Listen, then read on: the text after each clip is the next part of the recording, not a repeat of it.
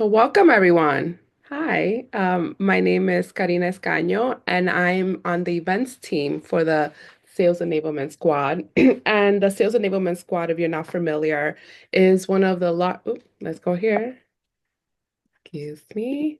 One of the largest open community for the enablement professionals, and our mission is to engage, educate, and empower enablement professionals across industry and the globe. And we are a very, very engaging community. We're on Slack, and shameless, but not some shameless plug. Please join us on Slack. You can do so by going to the enablementsquad.com and you're able to fill out just like a quick form to get more information and you'll have access to the squad. It's completely free. It's super engaging. I like it because if you have a question, if you're not sure where to go when it comes to tools or process, who knows better than your own people? So all these enablement professionals have different opinions, different experiences, and we all learn from each other, which is super cool.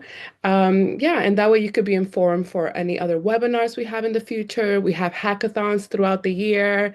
We want to expand more into EMEA and have more events there. So your inputs are always welcome. But please join. And why are we here today?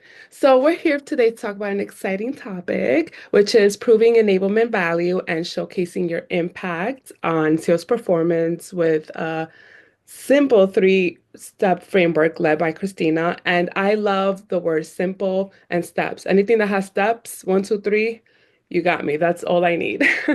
So Krystina Moustakis, and I try really hard to pronounce your name correctly. I Googled it. So yeah, so she's here with us to talk about that. And she's going to go into it a little bit more, but just a little bit about Krystina. She partners with sales enablement professionals to build habit forming programs. And so instead of rolling out like complicated systems or flavor them up tactics, she helps create a simple, repeatable process that drives measurable improvement in the metrics that senior leader cares about. Music to my ears. And KrystinaM.com, I'm sure you'll go more into it, but it specializes in improving sales performance for mid-sized companies and transform your identity from expert executor to strategic partner, excuse me. And what we'll do, she's going to take it away in 1 second, but I will be on the chat just making sure if any questions come through, I'll make sure to answer them or to wait for the end so that Krystina could go through them. But this is a hands-on experience. We're going to do some breakout rooms. And as enablement professionals, we know stay for the breakout rooms. That's the best part. So yeah, Krystina, please take it away. All right, awesome. Yay. So let me get things set up. Give me 1 second. Can you guys see executive approve enablement? Yes. All right, awesome. So thanks for the great introduction. I'm Krystina Moustakis. I opened up my firm 4 years ago. And so I work as a sales performance specialist, helping people to strategize and roll out enablement programs. And before that, I was at ADP, a global Fortune 500 with over 60,000 employees. And started off as a solutions architect, moved into sales, then moved into the innovation lab where my job was to get people to test our products, prospective clients, current clients, and there was only two people between the CEO and I. So I was privy to a lot of intimate conversations where it all came down to the same sort of thing of how are you going to get me the results that I need? So what I'd like to do today is tell you about some of the things that I learned through that framework of the 3 steps of linking, scoping, and showcasing so that you can create enablement that really people can't live without. Now, today, what I tend to hear from a lot of sales enablement folks is that we're putting in the extra hours, we're working really hard, we're trying to do the best that we can, and we're really hitting those deadlines. And even though you're supporting all of the things that you're being asked to support, you feel like no matter how much you execute, no matter how many metrics you present, people just don't really care as much as they should, and they're not really giving you the credit that you deserve. So I want to take a minute and hear a little bit from you guys in the chat. Tell me about some of the stuff, aside from trying to figure out the data that'll make people feel like they see your impact. What other things are keeping you up at night? Go ahead and type that into the chat for me.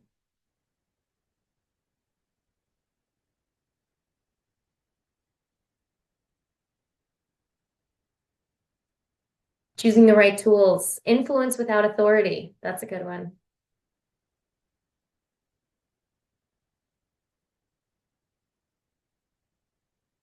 So I guess nothing is really keeping us up at night besides choosing the right tools and influencing without authority. If you'd like to put something in as we continue, feel free to do so.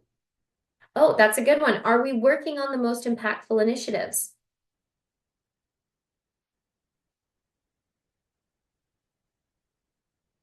All right.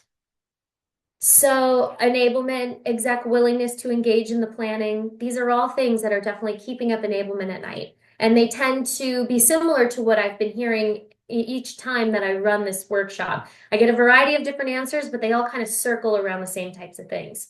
And so now what I find is when I speak with enablers, it's easy to think that, sales reps and sales managers, they have no accountability. If they would just do what they were supposed to do, take the training, do the work, then they would have different results. Or, we're sort of like this catch-all junk drawer that whenever someone needs something, they just come to us. And we're sitting here fighting for resources, yet we're still being thrown more and more stuff to do. And if only we had that data to prove it, if only we could find just the right metric that would make people care, then everything would work out.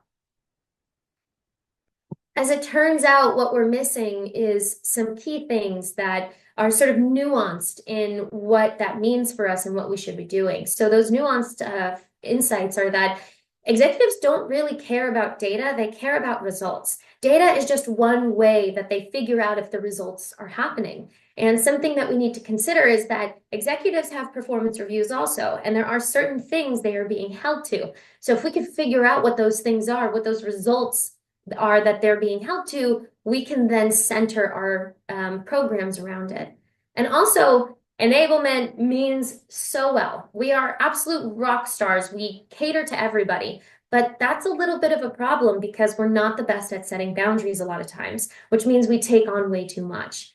And if content that gets rolled out is mandatory, usually it's not user friendly. Now, I know we have so much to get through and there's so much that people need to know, but that doesn't mean that all the hard work we put into it makes it easier. Sometimes because we're given these impossible tasks because we didn't set our boundaries, we don't have the time to make our content look and feel very seamless. So then sales managers and sales reps often have to kind of figure out a few extra steps of how to actually put the things that we create into practice. So what can we do about that? How can we fix all of these problems? Well, a way that's very helpful that hits on each of the different things, getting executives the results that they want, making sure that we're setting our boundaries and that we're creating content that sales reps and managers are going to use, we could really use the framework of first, linking the program to the business, second, scoping the impact the executive is expecting, and then lastly, showcasing the impact that we're having.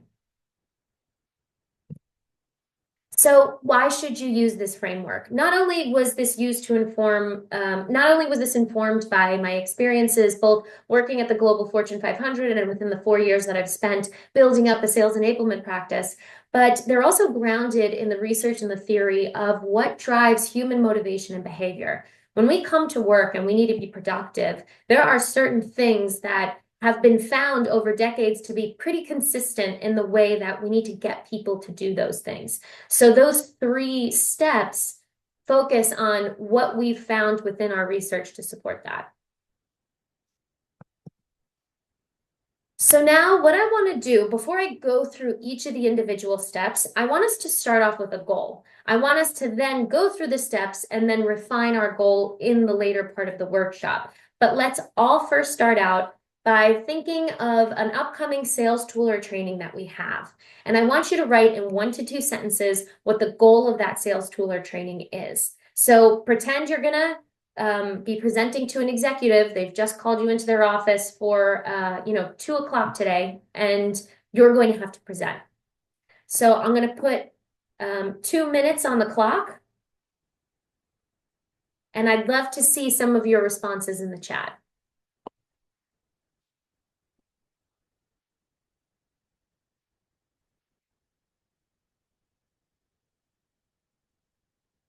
All right, if you're still thinking, feel free to just throw your goal into the chat, but we're going to continue on and look at each of those steps, each of the 3 steps of how to incorporate them. So we have first linking the program to the business, then scoping the impact the executive is expecting, and then lastly, showcasing our impact. So that first step is really important because executives always have this really grand plan in their mind of what they think they want and what they're trying to accomplish. Now, it sometimes can be difficult to bring that down into reality or to let everyone know what they're expecting. It's kind of like if I said, oh, I'm gonna, bring a dog into work today, and then I bring in a Chihuahua. Some of you might have been thinking of a German Shepherd, or some of you might have been thinking of a Rottweiler or a Golden Retriever. So because we all have this different perception of the same words, but when, we're imagining them, it's different. It's the same with executives. You've got to get this down into reality and land on one specific metric to describe what they're trying to do. This can be difficult. You may have to really pull on them, and they're going to think that part of this is, so sometimes the more difficult execs will think it's sort of pointless exercise until you actually get to that metric, and then they say, oh my gosh, I see what you're saying. This is very helpful. Next is to scope the expected impact. This is really important for setting boundaries. This is really important for not taking on way too much. Something that gets echoed a lot with enablement people, whether I'm at a conference or in, the enablement squad chat or just one-on-one with clients, is they'll say that I try to ask them what important initiatives they have, and they say that every single one of them is important. I can't just do 10. I can't just do 1 or 2 of them. We have to get all 10 of them done. So this is where this step comes in really handy, because this is where you can say, okay, you want to roll out 10 different trainings across how long? 3 months? Well, that's impossible. Or if you want to try to get a manager coaching program off the ground in a month, what kind of things are you going to give to me so that we can make it happen? Or you want that in a month, but I'm actually working on a sales methodology training, and I don't know which one I should prioritize, because we can't do both. It'll be too much on the audience that we have.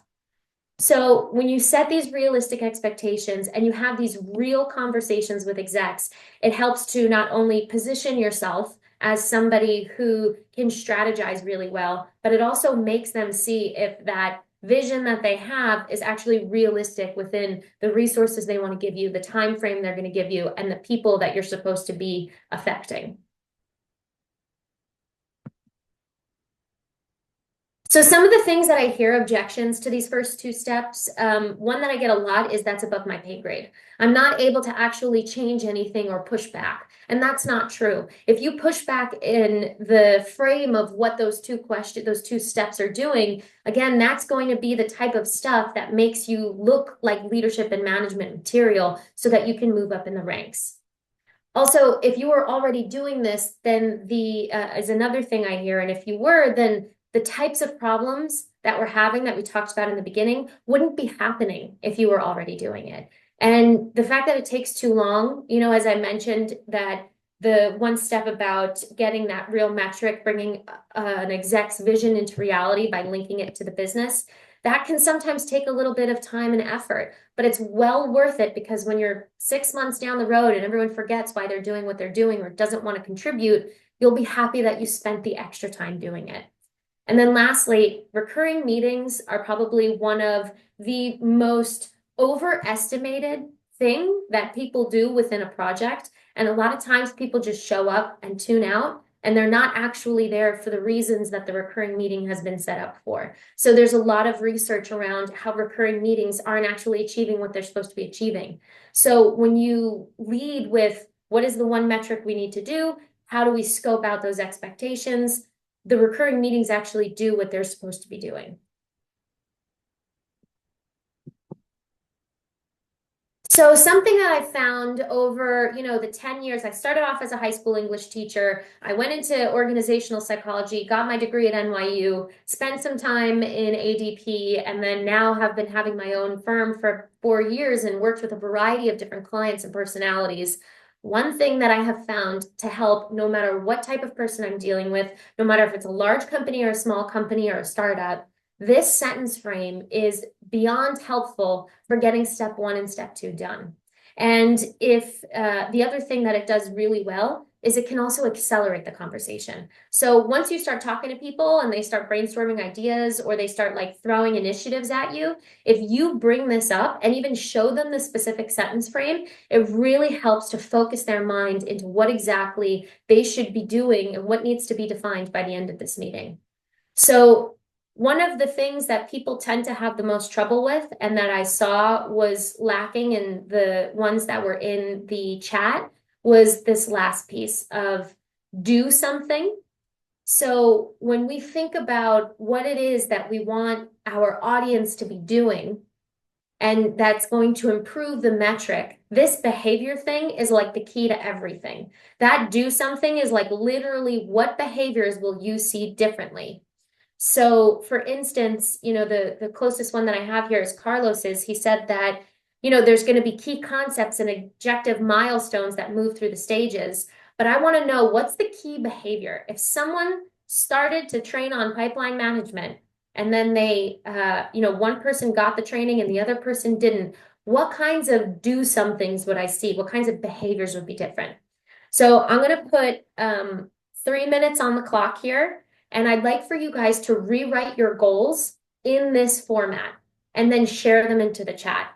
Now, we will be using these rewritten goals in the next part of the workshop, so please make sure that you have one. Otherwise, the next part isn't going to be very valuable for you or your partner. So let's take 3 minutes to reformat our goals into this framework.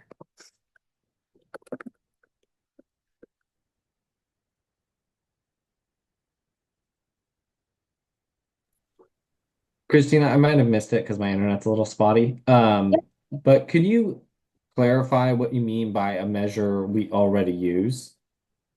That's a good question. So a measure we already use means if there's something within the organization that an executive wants to see done differently, I want this program to, improve the number of leads that we get or something like that. So the leads would be the measure that you already use. And if there's not, Okay. yeah, and if there's a measure that you're not currently using, but you have some sort of like, like benchmark, an external benchmark, then you can use that too. Okay.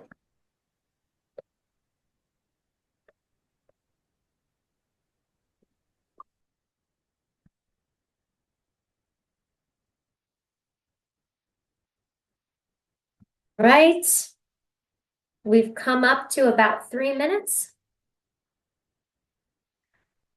So now that we've had a chance to try this ourselves, and I want to show you a few examples that have come through from both my clients and from other workshops that I've run on this, so that we can tweak ours a little bit. So now imagine you were an executive and someone came to you and they said, we want to make rep stop discounting. This is something that tends to be a very common ask and a very common training goal, but it's not really enough. So what you can change that to is, again, that measure that we already use, the weighted average discounted ARR by segment. So hyper specific thing. And then it's going to decrease 5% by Q2 as the audience AEs ask for customer commitments in exchange for discounts. Now, I really want to focus on that do something because it really specifies what exactly is going to change. Now that they've gone through this program, something different's going on that I'm going to be able to directly observe.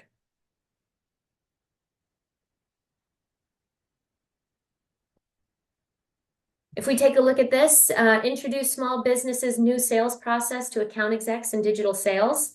Well, yeah, sure, they're going to need to see that and they're going to need to learn how to do it. This is actually from a SCO where they came up with a new way that they wanted them to sell. But in actuality, that's not what you're teaching them to do. That's not what the program is meant to do. And it's not the difference that the executives want to see.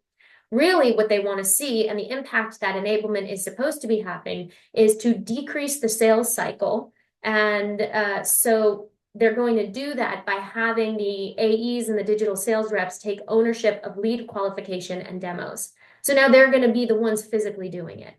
So do you see how there's a difference in these general topics versus the hyper-focused, what person A is doing who didn't get it, who didn't get what was supposed to be going on, and person B who did get what was going on? I have a direct way of figuring out who needs more training, who got the point of it, and what needs to be different.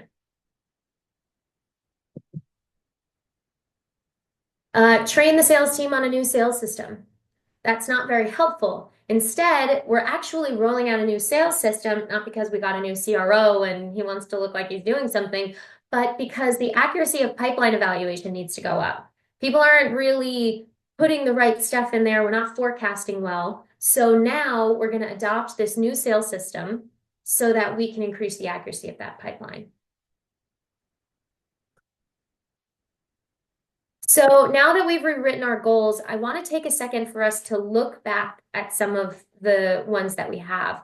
So, one thing that I noticed is that we still need a little bit more work on the do something.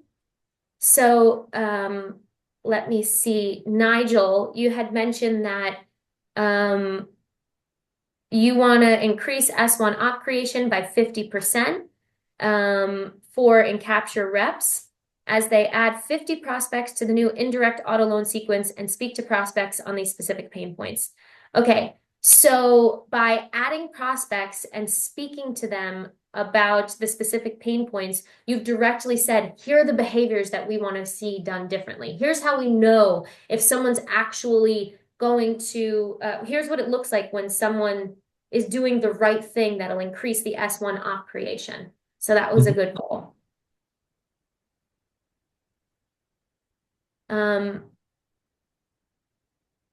And then here we have Mark, who said that the content engagement is going to increase by 20% as the sales team adopts HighSpot for content discovery and sharing. So you technically have everything written right here. You said the measure that's going to be used, who the people are, what they're going to do, how much it'll improve.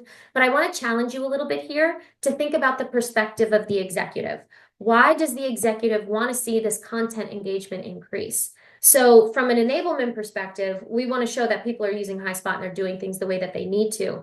So Mark, I'd love if we could just talk through a little bit about why an executive would want there to be more content engagement in HubSpot.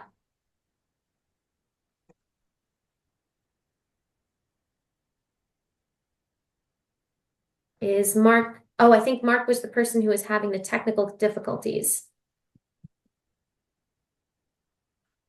Yes, that was him. Okay, so then I'll move on to a different one. So Kristen, you have this new AI content management strategy and training. And that's great because you have a very obvious sell to your executive about this really valuable program and how enablement's being valuable.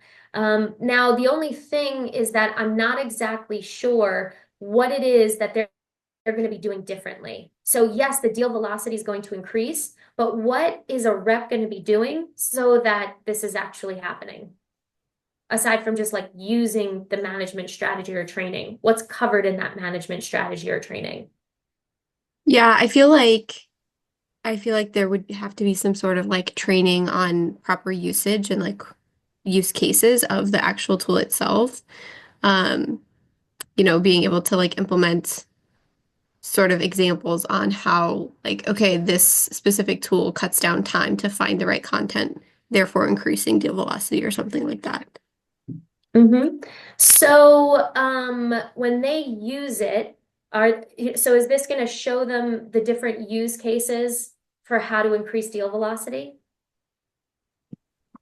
Yeah, I think so. I mean, I think that would be best case, like to be able to provide examples of how it does that. So then it sounds like the deal velocity is going to increase because they're going to use common AI use cases. I don't like the word use two times, but you're specifically saying like, listen, this AI thing is going to work and it's going to improve deal velocity. And the way that we know that the person left the training and is actually implementing it is because they're going to use these popular use cases or these high frequency use cases. So you want to be a little more specific to say, yes, to say not just that they're going to use the training, but that they're going to be using more, they're going to be like actively using the use cases, but the wording needs a little massaging. Yeah.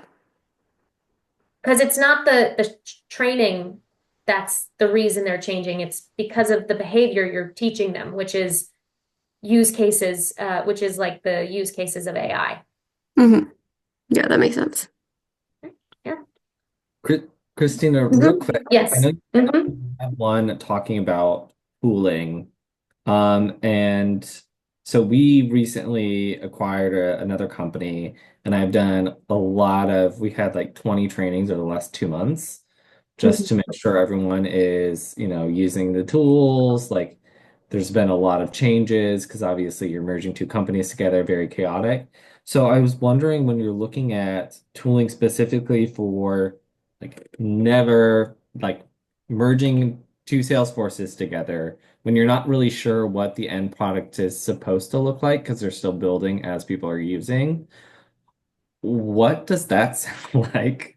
Because that's our Salesforce instance right now. It's in the works while people are using it.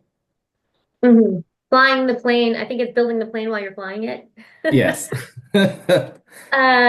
So there is sort of like an interim state that exists right now of how they should be using it. And this Mhm. actually, I experienced this with, a a prominent, mid-sized company in the tech field who were also migrating to a new version of Salesforce. So not exactly that they were merging companies, but they were changing what they wanted to do in Salesforce. And so in the interim, they had this really ugly version of what people needed to be using in the meanwhile. And Mhm. so one of the things that needed to happen is that this is where the boundaries come in, where you have to sort of set the stage of we can't just keep changing everything every day or every week. We need to Yep. figure out when is this going to be done by, which is actually going to get pushed like 4 times.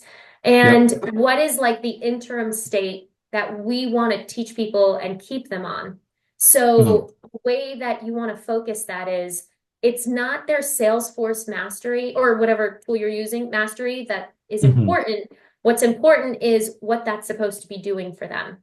So Mhm. Okay. when they use the tool, what's supposed to be happening? Let's talk about this for a little bit. Like, what's the point of the tool? Yeah, I mean, for us, it's pipeline management as well as making sure we're properly documenting MedPIC data as we're moving through the deal cycle. Um, we can use that data to, impact or have more constructive forecasting calls, right? As well as we use the CPQ tool in Salesforce. So making sure that a deal actually has a quote created. So that is one like specific behavior that I know we trained on, and that was one thing we measured. I can measure the MedPIC stuff. Forecasting for us is a little bit wonky for right now, but at least those two were two things that I did tie to. But I know like on a regular basis, they're updating fields all the time and stuff. So I wanted to like I just said those two were what we're gonna change and this is what they were gonna do as a result of the training. But I wanted to know if is it just something like we just set the stage and say, hey, these are the only behaviors we can actually impact right now. Once we have a finalized sales force, we'll have a more formal training that outlines all of the more of the behaviors that we're looking to accomplish as we don't have that set up right now. Is that kind of the right expectation to be setting? Depends who you're talking to. Okay. So the executive only cares about the accuracy and forecasting.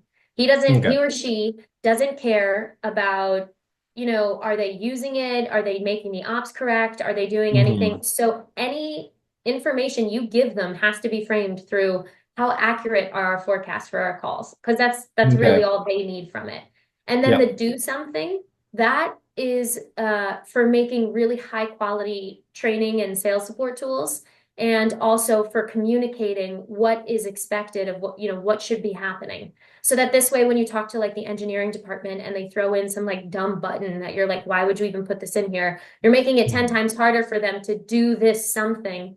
Then you actually have a leg to stand on when they say, well, we can't change it. And then you go to the executive and you say, our forecast, is not as accurate as it could be because engineering is putting way more functionality in there than is actually necessary. And so people Mhm. can't do XYZ thing. Okay, perfect. Thank you. Yeah, no problem. So I see we have a few more things here. So what I'd like to do is, now that we've seen a few examples of how to better our goals, so the first part, the measure that we already use, that's really what speaks to the executives. And then the do something is going to be what behavior. So if Jack and Jill both went into the training, Jack knows exactly what he's supposed to be doing, and we know that he got it. And Jill just has no idea what's going on. There should be a specific behavior that's not happening with Jill. And so that's what you want to have in the do something. So now, using what we've learned, we're going to move into how you showcase your impact. So whenever you have a positive uptick in your metric, that's great because you can then share it with people. Keeps the momentum going, keeps people excited about the initiative, especially when there's not really much, there's not really much to be seen yet. Or if there's like a big lull in everything because you need to wait for things to get built out, continuing with that showcasing of the impact, that little snippet of, hey, remember that metric you care about? Here's what's happening with it. And then, as I mentioned before, if the metric is getting hurt in some kind of way, you can also use this step to kind of say, hey guys, we're not seeing the impact that we wanted. Our metric is going down. Let's get into a dialogue about how we can fix that. So now what I want you guys to do is, I want you guys to do this with each other. I want you guys to pretend to be the executive for the other person in your room. And I want you guys to kind of go back and forth and see what is it that you can do to make your goals better, or through the experience that the person has had, what might they recommend? So I'm going to put you into great breakout groups for about 10 minutes. And you're going to introduce yourselves. Person one, share your goal. Person two, say what they did well, what they can improve on, and some ideas for what maybe another metric that might work, or some behaviors that might be useful for the do something part. And then you'll switch. Hello. Ooh. All right, we only have a few minutes left, so Krystina's going to take it away so we can hear all the greatness from you all. Yeah, so I'd love to hear a little bit about what you talked about in the chat room. So if anyone wants to hop in and tell us either a big takeaway from your chat room, from the program as a whole. I'll Feel free chime to in. Yeah, I Michelle, was come on over. I was chatting with Mark just about one of my plans that I had implemented last year at a company. And he asked me a really good question as the executive, or just something to think about is, what if this plan doesn't do what it wants you to do? And that really stumped me. Like, how do I answer that? Because I'm thinking to myself, well, I did all of my research and I did everything I needed to do. There's no reason that this wouldn't work. So it's not something that necessarily crossed my mind. So I really appreciated that question. And I feel like I want to make sure to consider that when speaking to executives next time for other initiatives. Siobhan Thatcher just put out an article I that saw, literally talks about, I would highly recommend taking a look because yeah.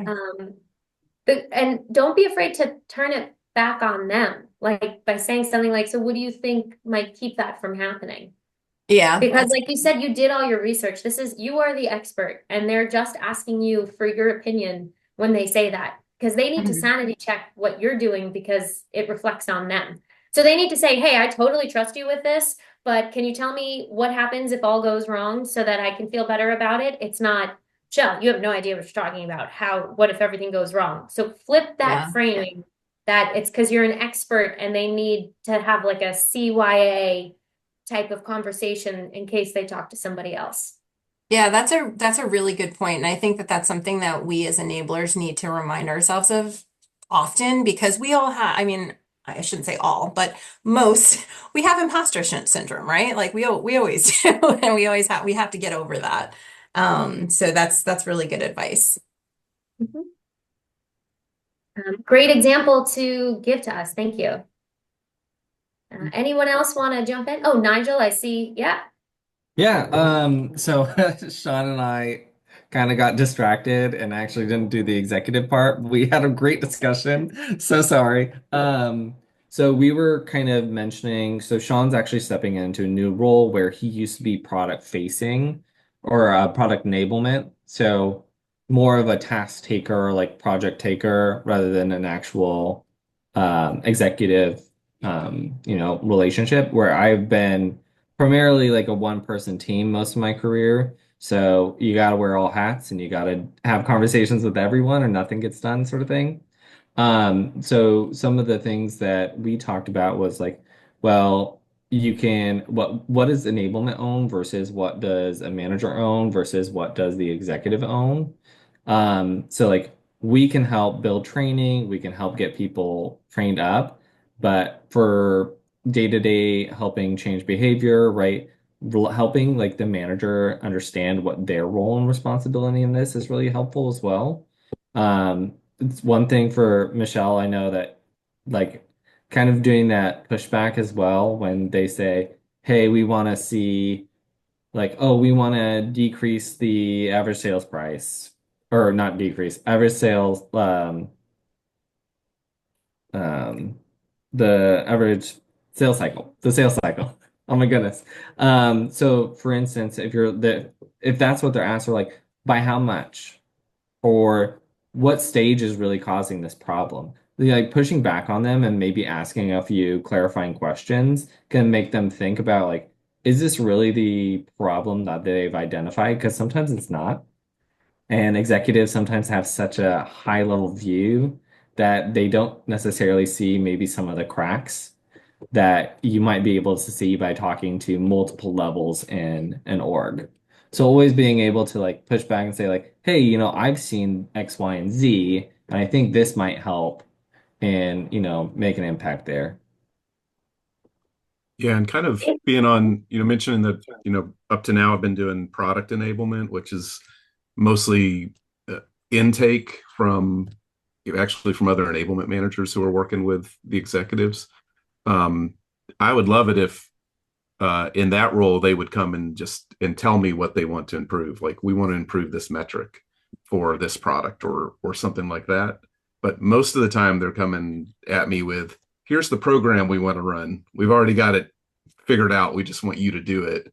And that's kind of when I put in the chat, like what keeps me up at night is executives actually, now that I'm in this new role where I need to manage the stakeholders, that they're actually willing to engage and share, their goals and frustrations and all that I can help with versus, well, this quarter we want to do this, we want to do a series of this, I think a lot of sales executives kind of think they're experts in sales enablement as well, just because they consumed so much of it. But I'd rather them just come to me with the problem and then I'll work with you to come up with a solution versus already having it scoped it out in your mind. Oh. One thing I'll jump in and say is don't be afraid to push back on what's already been built because a lot of times nobody does any user experience design before, a research before. And so then they're like, oh, well, sales will do this, this, this, and this. And it's like, that's actually like incredibly tedious. And if you guys just took maybe collectively 4 hours to one, run a user experience study, and then two, apply that into the way that you structure this, so much extra enablement could have been avoided because I'm telling them specific tasks to do rather than creating like an experience the way like when you go onto like a website by Google or something, they've engineered it to be easy to use. So I've done a lot of pushback on that as well. And sometimes people feel like they can't do that. All right. Well, thank you guys so much for your participation today. Karina, I'm going to hand it on over to you. Yes, thank you, everyone. Just quickly make sure to join the Enablement Squad. It's enablementsquad.com. Here, just click join the squad. A few questions, but overall, I just want to say thank you to everyone. Please join our other webinar and hackathons throughout the year. And thank you so much, Krystina. This was really engaging, and I learned a lot. So thank you. All right. Yeah. Thanks, guys. Have a great day. Hey, bye, Definitely everyone. going to use this Likewise. Bye bye. framework. Thank you.